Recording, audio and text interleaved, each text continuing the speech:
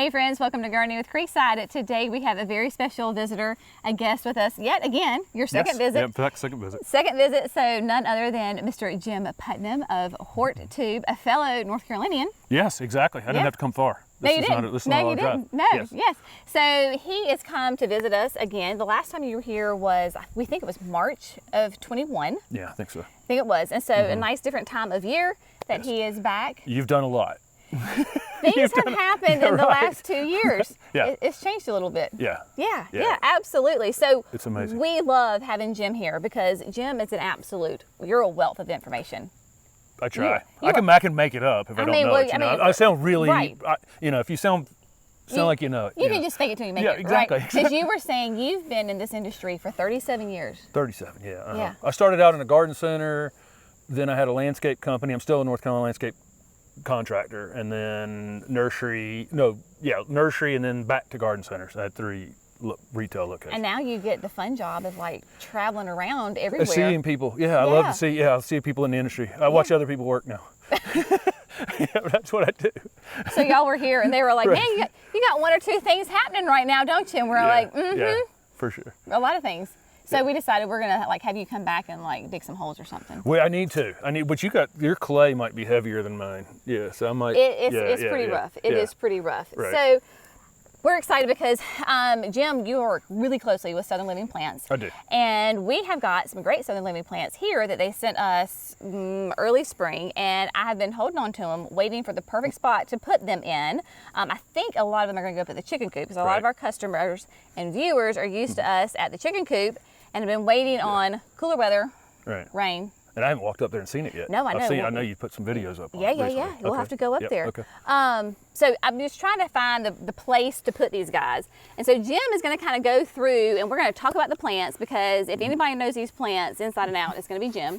And not to put you on the spot or anything. Again, I'll wing it. Yeah, Whatever. just wing it. Nobody's going to know any different, right? And and then I want to talk about different places that we can put them, right? Their primo growing conditions, and so to figure out how they can get to best to grow, bloom, and thrive here. So let's start.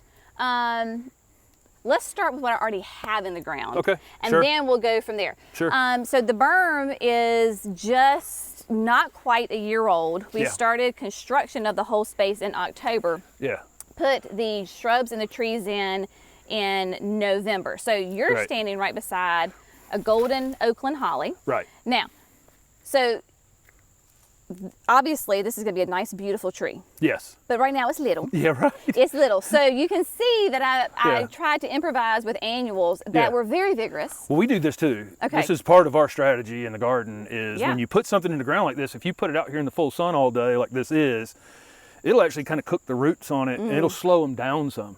So this annual border that you have around things, we call them placeholders. You know, they're just this is going to stay here until this thing does what we planted it for. Right. Exactly. Yeah. And so the coleus was very vigorous, so you can see where I've had to cut it back. Yeah, we do. But what is your experience? Because I was really happy with how it did, because our winter sun, it stays a lot in the shade, so it was nice and green in the winter. Yeah. But as soon as everything kind of changed, it really did lighten up and have that beautiful color to it. So tell me about your experience with this, pruning, fertilizing, growth habits. Right. We never had to prune ours because we've got 2 of them. One is in the ground and it's about 8 feet tall. Okay. But it's in a little bit of shade. Okay. And the variegation shows up great. Okay. And then we have one in a container and it's in full sun and it's maybe 3.5 or 4 feet tall above the container. One of Michael Carr's big giant containers that it's in. This has the most consistent variegation of any variegated holly I've ever seen. Because most of the variegated hollies to me, sometimes they just look like sick hollies. Yeah. Because hollies turn yellow when they're sick. Yeah. Right. And this one looks like it's intentionally variegated. It's like on purpose. Sure. But I haven't had to prune it at all. It grows straight up. It does. The only thing you'd ever prune on this is if it got a crazy limb. Right. Okay, good. You know, it doesn't fruit as much as the regular Oakland holly, but it doesn't need to. No. Again, ours is 8 feet tall, and now it's up above things. We have a Grand Cascade butterfly bush, which you have a little further up in the line. Yep, I do. And ours is behind it, and it's sticking up about 3 feet above it, and it looks great. And how old is yours? 3 years. 3 years in the ground, so it took off. It was like like anything else in this clay. Yeah. You plant it and then you go, why isn't it growing? And then you go one day, why doesn't it stop growing? Right. So I can stop pruning it. Right. Exactly. Yeah, right. Exactly. Yeah. Okay, good. And then do you fertilize yours? I fertilize everything in the garden in the late winter, early spring with some sort of a spoma product we were just talking about, some sort of organic. And I almost fertilize to show people how little I fertilize. Because we have this clay soil, although a big pain in the rear to dig in and work in, is actually quite high in nutrients and holds moisture, and it really gives the plants most everything they need. So I fertilize once a year. That's the answer. Okay, so that's perfect. So that's exactly what we tell our customers. Like, you do not need to fertilize your shrubs and your trees constantly. Right. I think people think of annuals and I've got to feed constantly, so I've got to do that to these guys. And I'm like, no, we do it once a year, plant tone, basically everything, and just go for it. Yeah. So same. I love that consistency among the Southern gardeners here. Yes, exactly. It is great because we do, and I don't know how much you deal and interact with folks who move to North Carolina from maybe up north. With our customers, we get a ton of people who are like, this clay soil is terrible and it's awful and blah, blah. And I'm like, it is hard to understand, but clearly things grow really well here. Right. It's not as bad as you think. Real quick, I hired a guy from Indiana where they have great soil one time to work at run a landscape crew at a company I was working at. Very first day on the job, he goes and gets water off the truck that the guys had put their ice and their water in to pour some of it in the holes to dig easier in the clay soils. He'd never seen it in his life. And I thought our crew was going to kill him. For drinking their water on a 90-degree day. Oh, and they were, he'd never seen clay, so it's novel. People are like, you look like you live on Mars. You're right. When we show a lot of red clay because they don't know. Anyway. Okay, it's not all bad, y'all. Clay can be actually pretty good for us. Yes. All right, October Magic Ruby Camellias. Yeah. So I will tell you that super impressed with this plant because when we had the blast at Christmas, the cold air, this was not been in the ground probably not even 2 months. Yeah. And this is north, so the wind was coming this way. Held like a champ. Lost a lot of plants on the front because it took the brunt of it. Right. These guys, I did not lose a single leaf off of these camellias. Now, whether it's the location, just a little bit down from the berm, I don't know. But I thought it's low profile. It is. It's low profile. But this October Magic Ruby, I mean, it's got tons of buds on it, and it's full sun. I mean, we're here late in the afternoon. Yeah, I love this plant. Bobby Green is a good friend. We visit Bobby Green frequently he lives in Fairhope, Alabama. I love going down there and visiting him. He's always cooking up some new camellia. Yeah. But these are really great dwarf camellias, and they'll hit an almost red double flower, gorgeous. Through the fall. And this is a true dwarf. Some of the old ones we called dwarfs they just kept getting bigger and bigger and bigger and bigger. And this one just spreads out. We have very few things of two in the garden because we own a very different kind of lot than Jenny and Jerry here, where there's acreage. Yes, ours is one of everything, and this one we have two of, so that'll tell you something. There you go.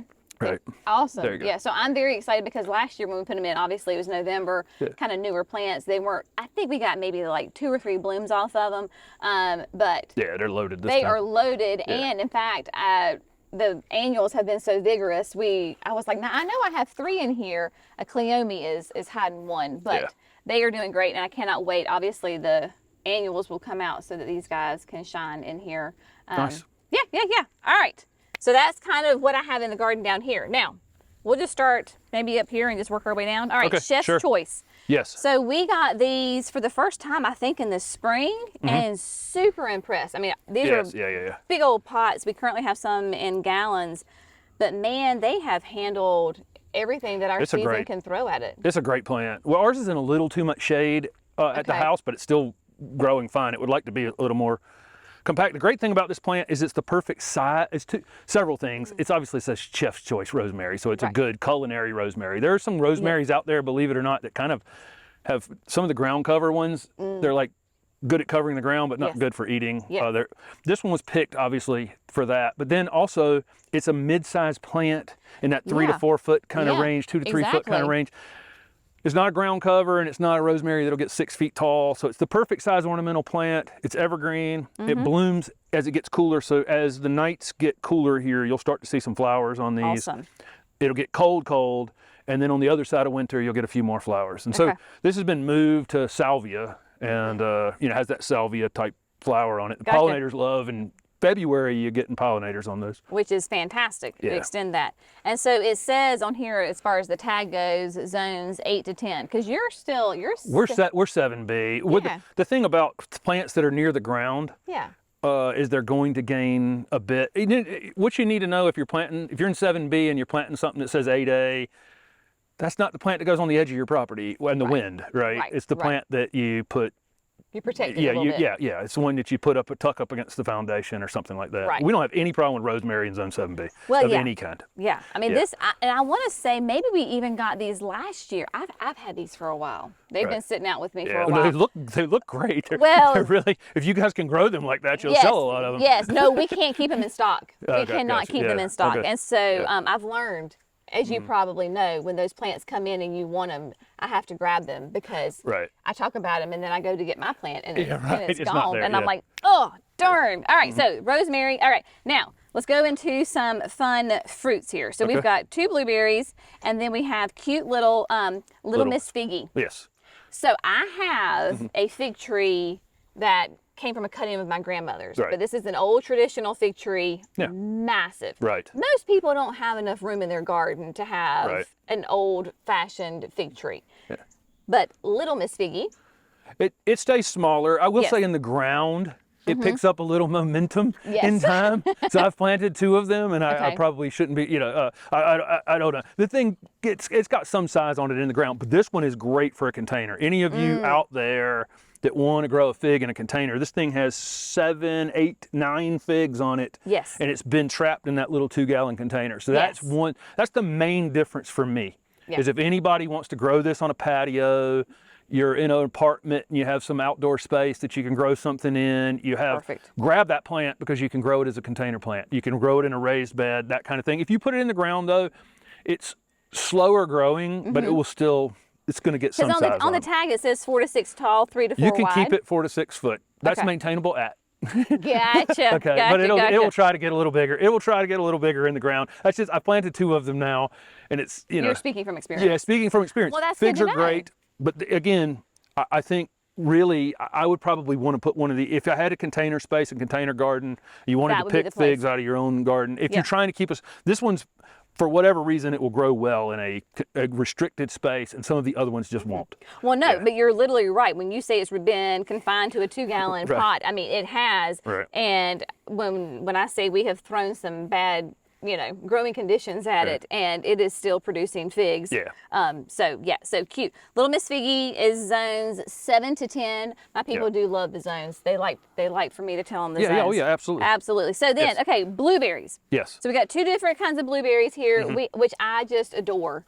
Yes, Southern Living. You're gonna adore the names, and I try to avoid saying. I turn it on, so you don't have to say it. Okay. I'll be happy to say it. Okay. So first we have the Bless Your Heart. Yes, there you go. That is a true Southern Living name, right there. Yes, it is. Yes. And then when people will say, "Oh my gosh, your voice is so Southern," I'm like, "Well, bless your heart." Yes. I just turn it on a little thicker, And then I declare. I declare. So I declare this is a great plant. So, okay, tell me, what is the difference between the 2? Should I have one of each? Should I only have one? Yeah, I would. Because blueberries can sometimes maybe be a little confusing on. Right. Because of pollination and These are going to be self-fruiting, but to have more than one variety is the way to go, no matter what. These are from UGA's breeding program. I know you guys are Clemson guys, but Georgia's down the road a little ways from you. It's okay. Yes, yeah. Different conference at least, right? But this is from UGA's breeding work, and they're absolutely fantastic. Large blueberries. These were.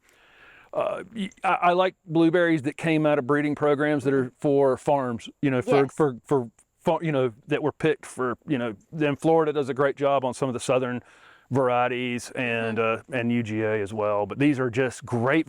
And the thing about these blueberries is they're great ornamental plants, regardless of blueberries. They have the blue-green foliage. They have the great fall color. They have great exfoliating bark in the wintertime. Yeah. They have these interesting little dangly flowers on them that the pollinators really love. And then, of course, you get the fruit as an extra.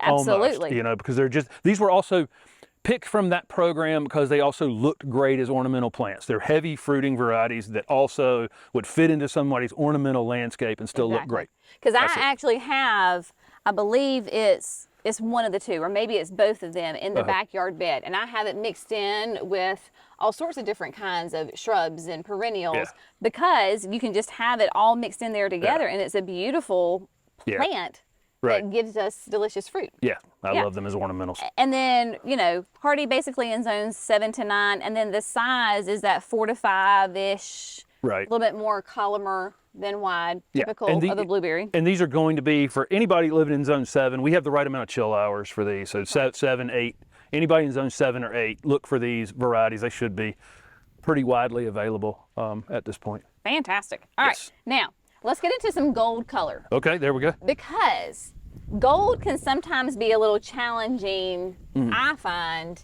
in our climate with our heat and humidity. Right. So plants that maybe do great in cooler climates. Right. Keep that beautiful gold color. Come south in the heat and humidity, and they can wear struggle. them out. It can wear them out. But we're known for chartreuse. That is that's my signature. That's my signature color. Yes. Right. That is his signature. And these, and I will say, these have been sitting out on the shrub lot. So our viewers know the shrub lot, and it is, I mean, sun up, sun down, all day. So the two that we have, and I'm really excited about both of these, they're very different from each other as far as using them in your landscape. So we were super excited to see these Touch of Gold's hollies because it is a nice soft holly because it's not going to prick you. It's okay. Your kids can run by it and it's all good. But it has that really, like, just a really interesting color to it. It does, yeah. And again, it looks like a real variegation instead of a sick. This is Ilex crenata, which is our Japanese hollies, and Ilex crenata is, people know compacta and soft touch and sky pencil, the upright narrow one, and steeds. But this is a Hugendorn. This is Ilex crenata Hugendorn, and this is the gold version of it. And Hugendorn is a better plant than soft touch. It's a better plant than Hellerai. They're tougher plants, and for some reason, growers never grew as many Hugendorns as they grew soft touch and Hellerais. And then this is the gold version of it. So this is a much tougher little Japanese holly, and then it's just, it'll low doming 2 to 3 feet, 3 to 4 wide, something like that. Really just you're right on it. Easy peasy. This is from, I think Pat McCracken is the one that originally found this plant. He's the one that Stella Ruby Magnolias, Sunshine Ligustrum are his. And this has been a great plant for us. The more sun, the more color. That's true with most of these things. It's one of the issues we have with chartreuse plants in the South is you have to put them in the sun to have the color, and then it's, why won't the sun stop? Right. Why are you living on the sun? Yes, exactly. But this one will hold up in the absolute full sun. It has the best color. Ours is in a little too much shade at the house, and we find that it's a little green. Yeah, a little bit greener than it would be. Yeah, but it's super fun. 6 to 9 are the zones on that, and so I definitely want to incorporate this, I know, up into the chicken coop area because I need some good evergreen foliage, and then I don't have anything this beautiful color, and I think it'll do great up there. Another one that I'm interested in, and Southern Living was very kind to send us 5 of these guys, is the Forever Goldie. So I really, because the chicken coop area my space is a little bit limited. So I'm thinking to have 1 as a specimen, and then to take the other 4 and help use them as a privacy screen somewhere. Perfect. So a couple of things that I was asking you before we got on camera, because it is rated on the tag, it says to a zone 8. So I know as a 7B, sometimes we say, okay, does that mean sun up till like 2, 3 in the afternoon, and then it needs shade, or? But then again, these have been sitting out on the shrub lot in full sun. Yeah. Ours is on the front foundation. It's probably getting it's literally getting 12 hours of direct sun during the day, and this thing has no problem in the full sun. I think when we jump over on a Thuja occidentalis like this, which are Eastern Arborvitae, they're actually native to the Northeast and up into Canada. I think when we put zone 8 on them, we're talking about Seattle zone 8. Not necessarily the hottest parts of the Southeast, zone 8B. Exactly. But this one has surprisingly been, It's in a place where it drains off to the driveway. It's like elevated 2 feet above the driveway. Okay. I think if we were watering something, this is getting missed. You okay. know, and, yeah. And it's really one of the freshest looking plants here at the end of summer. So good. I've been really surprised. I mean, you know, because I put something in the ground, and I've done this for long enough that I know how Emerald Arborvitae and some of the others just, you'll see them languishing in the south. Yeah. And if you put 20 of them in a row, one of them's going to be brown, and and they're going to have, this thing's just held up extremely, extremely well in the full sun. And I think you need full sun or a good portion in order to have this color. To color, because otherwise it's just going to be. Yeah, and they're soft. Once you touch this thing. Yeah. Yeah, right. That's what I always do, because I try to tell people, because there are certain things, like there's cedars that you would not do this to, right? Yeah. Once you touch this thing, you're like constantly. Oh yeah, absolutely. And so, what size is yours right now? It's jumped up here to like anything else that we put in this.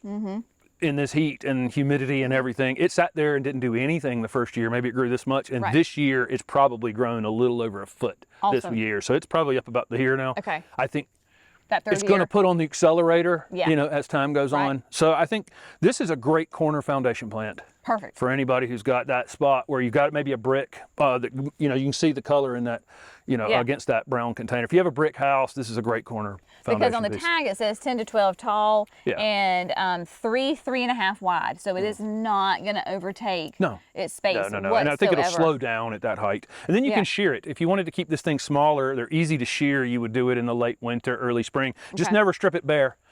You know, don't take a conifer and strip it bare. Just take a small amount of it off, and you can keep it narrower and maybe keep it shorter. Yeah, that's not going to go well for you when you shear them back all the way. No, and you get the sunlight into the middle of them, it can burn them where it hadn't had sunlight before. Yeah, we don't do that. Don't do that. And then, I mean, basically the same thing as far as like fertilizing on all these guys. It's just like what we talked about earlier. Same. I fertilize late winter, early spring, and I'm done with my fertilizer. The only thing I fertilize after that's container plants, and if my vegetable garden might get a second. Sure. Yeah. When I change out my vegetables to fall vegetables, that kind of thing. That's it. Because I think people overthink gardening sometimes. Some gardeners do, especially if you're new, because you want to do things which you think what you're supposed to be doing, and then they overlove their plants a little too much. And I think the shelves at places are kind of overwhelming. Yeah, absolutely. You know, I'd rather, I mean, you know, I'm not trying to sell you on this place, but they don't have a lot. They're not trying to sell you 19 other things in here. They're selling a lot of plants, and there's some things to help you plant, some things to maybe, but it's not like you don't have 50 things over here that are extra. Plants are our focus. Right. And that's what I know with our business, with Creekside, and then with your channel, really educating the consumer and the gardener about the plants, and then how to garden, and things may not go well day one. You know what I mean? I say 80% of my questions. 80% of my questions are, I just put it in the ground a month ago, and why isn't it doing something? Right.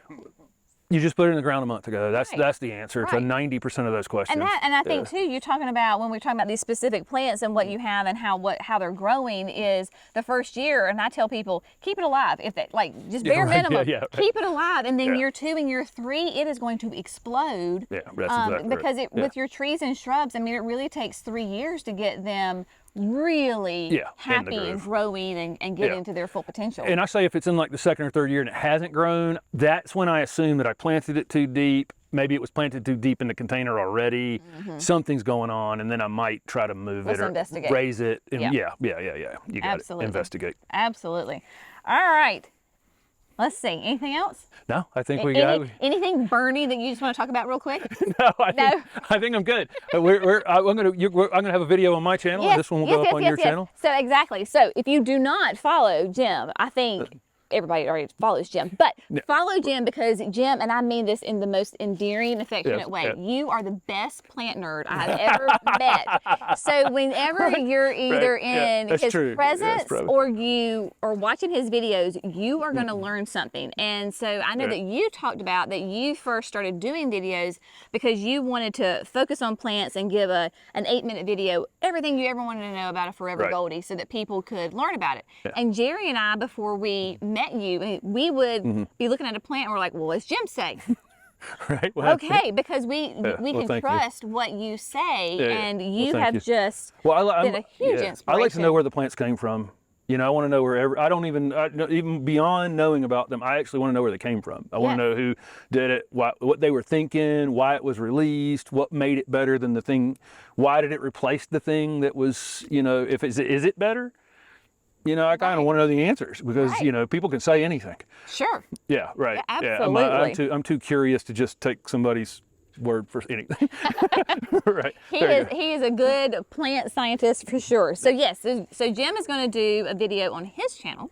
So of course we will link that and everything. So pop on over to his channel, watch that, and again, thank you so much for coming. And you're welcome anytime. Thank you. Just come back anytime you want to. Thank you. Love being here. Excellent. All right, my friends. As always, thanks so much for growing with Creekside. We'll see you in the next video. Bye.